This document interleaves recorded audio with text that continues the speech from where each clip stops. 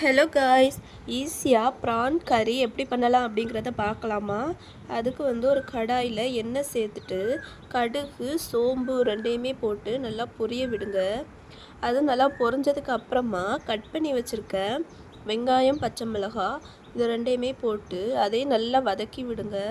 அது லைட்டாக golden brown ஆகிற வரைக்கும் வதக்கி விட்டுட்டு அதுக்கப்புறமா நம்ம தக்காளி இருக்குல்ல, தக்காளியையும் சேர்த்துக்கலாம்.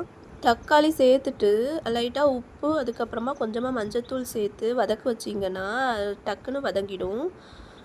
அது நல்லா தக்காளி நல்லா மசிச்சு வதங்கினதுக்கப்புறமா நம்ம எடுத்து வச்சுக்க ப்ரானை அதில் சேர்த்து மூடி போட்டு ஒரு 5 மினிட்ஸ் வேக விட்டுலாம்.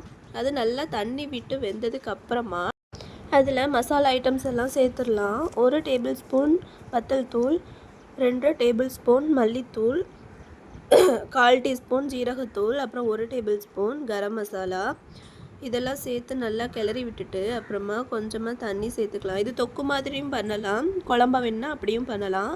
தேவையான அளவு உப்பு போட்டுட்டு நல்லா கிளறி விட்டுட்டு அதுக்கப்புறமா நல்லா தீய சிம்மில் வச்சு எண்ணெய் பிரிஞ்சு வர வரைக்கும் வேக வச்சிடணும். இந்த மாதிரி வந்ததுக்கப்புறமா இறக்கிடலாம். ரொம்ப சூப்பராக இருக்கும்.